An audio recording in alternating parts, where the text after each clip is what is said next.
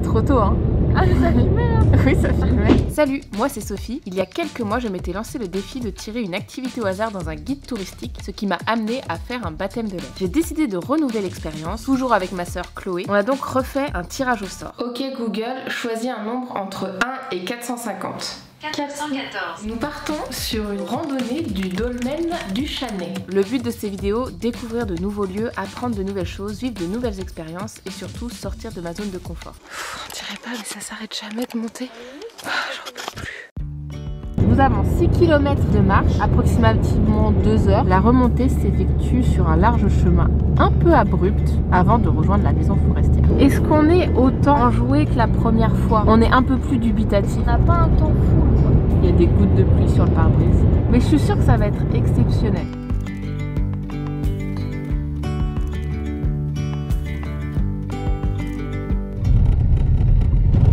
On est dans un chemin. Oh ouais, fais attention. Alors attends, là il y a de la boue. C'est par où? Bah, allez, c'est parti là. Putain, je vais marcher dans la boue. Ouais. Faut trouver les balisages jaunes et blancs. Ah bah là, regarde là. C'est un jeu de piste en fait. On est sur la bonne route. Et moi je check, je veux pas me perdre dans les gorges d'Ardèche.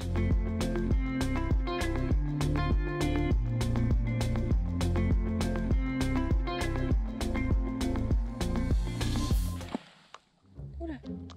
Voilà. J'ai mis la pierre à l'édifice. T'en mets une?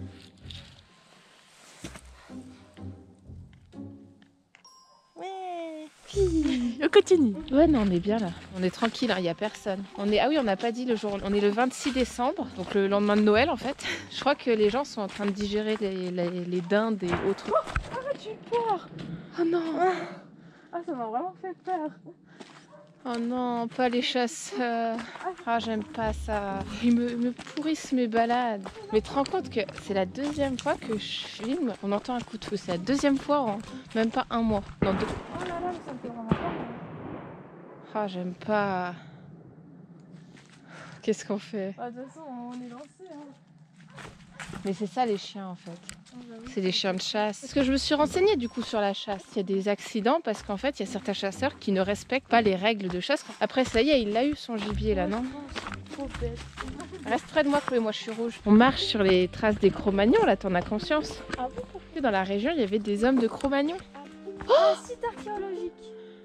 Ça y est, on a trouvé le dolmen. Voici le dolmen de Chanet. Peut-être que vous vous posez la question, un dolmen c'est quoi? Les dolmens ce sont des tombeaux qui furent construits pour la plupart avec de grandes dalles en calcaire et bloqués par un amoncellement de pierres que l'on appelle tumulus. Ces tombeaux ont été datés entre 2000 et 3000 ans avant notre ère et le dolmen du Chanet est l'un des 800 dolmens connus en Ardèche. Et la particularité des dolmens, c'est que ce sont des sépultures collectives. Ils ont pu recevoir jusqu'à une centaine de corps qui furent déposés successivement. C'est ça. Pas de respect, Ouais, pas oui, de respect. ouais. Tu es en train de marcher sur du tumulus.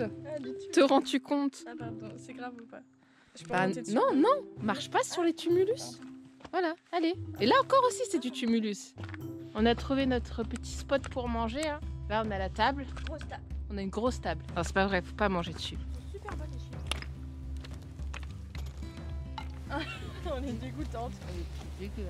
Bon appétit. Bon appétit. On n'est pas trop mal là. Moi, pas trop mal.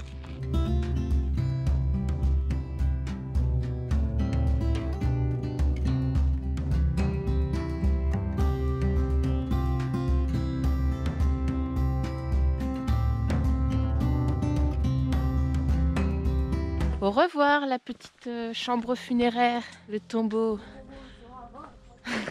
Ce tombeau sera votre tombeau. Et ben c'est parti pour les 3,2 km restants. Et attends, est-ce que tu as vérifié le balisage? Oui, c'était jaune et blanc. Ah, il est là le balisage. Ouais, on descend un peu là quand même. On descend sec là. Ouais, mais après là, si on descend, t'inquiète qu'il va falloir remonter après. Hein. En fait, je crois qu'on va descendre jusqu'à la rivière, en sachant que la voiture, bah, elle est restée là-haut, quoi. Moi, tu me fais peur. Moi, je tiens. Tombe pas. Oh, ça me fait peur. Ouais. C'est trop beau. Waouh.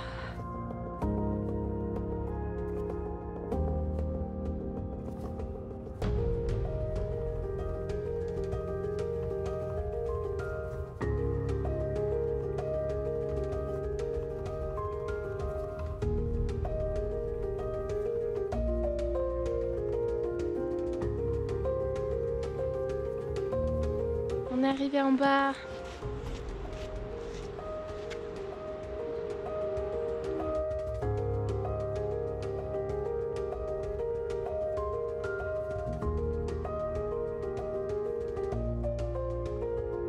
Bah maintenant ouais, faut tout remonter. Motivé? On voit plus les balises. On va tenter la remontée là. Je sens que dans le virage, on va la monter. Alors on est face à un problème. Tu crois que c'est là? Bah oui, c'est là. Ah bah oui, c'est là. Là ça se voit pas trop mais ça y est, c'est la montée là. Là ça va devenir compliqué là. Enfin moi je dis on n'est pas arrivé en haut. Ça s'arrête jamais de monter en fait.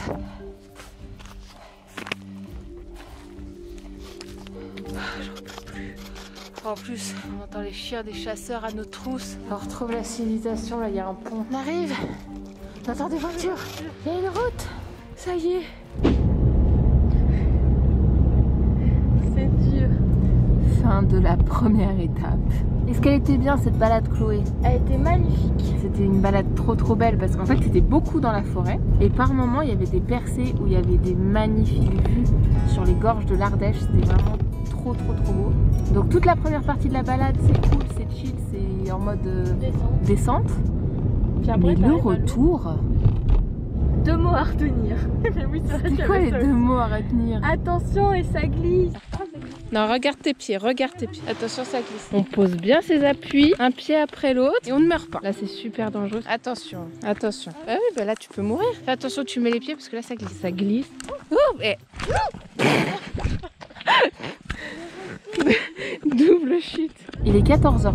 On va faire une autre petite activité qu'il y a dans le coin, qui est très cool. On va aller visiter la grotte Chauvet. T'es toujours motivé?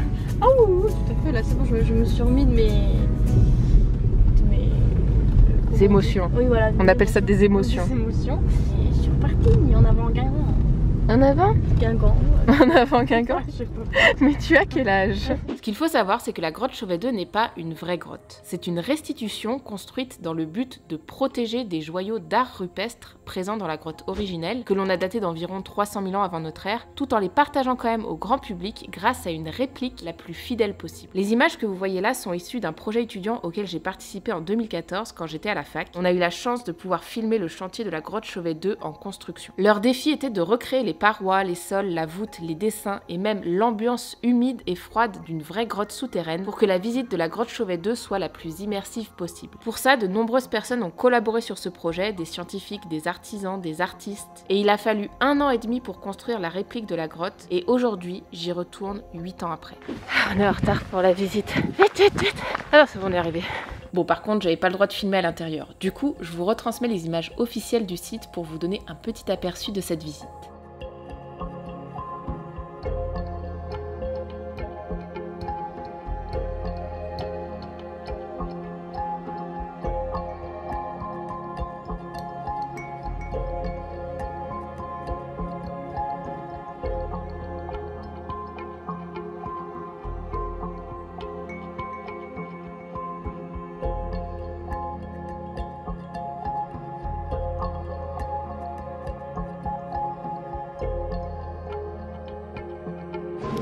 Alors, qu'est-ce que t'en as pensé? C'était cool. C'était bien. J'ai appris que même quand on était des homo sapiens, on était intelligents. Ils savent mieux dessiner que nous. Ça fait plaisir. Hein. Ouais, je sais pas. En fait, le gars était très bien. Il a su rendre ça intéressant. Ouais, le guide était très cool. Ouais, très marrant. Un petit peu marrant, il fait des petites blagues et tout. C'est bien Mais c'est fait. très bien fait. C'est super bien fait, c'est impressionnant. Des fois, tu oublies que t'es en fait dans une réplique de grotte. Là, ils ont fait un travail de fou. On continue la visite. Oui, parce qu'il n'y a pas que la grotte à visiter. Il y a aussi des animations sur les différentes thématiques autour de la préhistoire, des explications par des gens passionnés. Vous pouvez même expérimenter des techniques des hommes préhistoriques. Mais malheureusement pour nous, le 26 décembre... C'est fermé. Bon bah le 26 décembre, le campement paléolithique, ils ont levé le camp quoi. Mais normalement, si vous y allez au printemps ou en été, vous aurez plus de chances que nous. N'hésitez pas à aller checker sur leur site internet pour savoir s'il y a des animations durant la période à laquelle vous y allez. De notre côté, il nous restait quand même une chose à faire. La direction, le dernier truc, c'était quoi? La galerie de l'Aurignacien.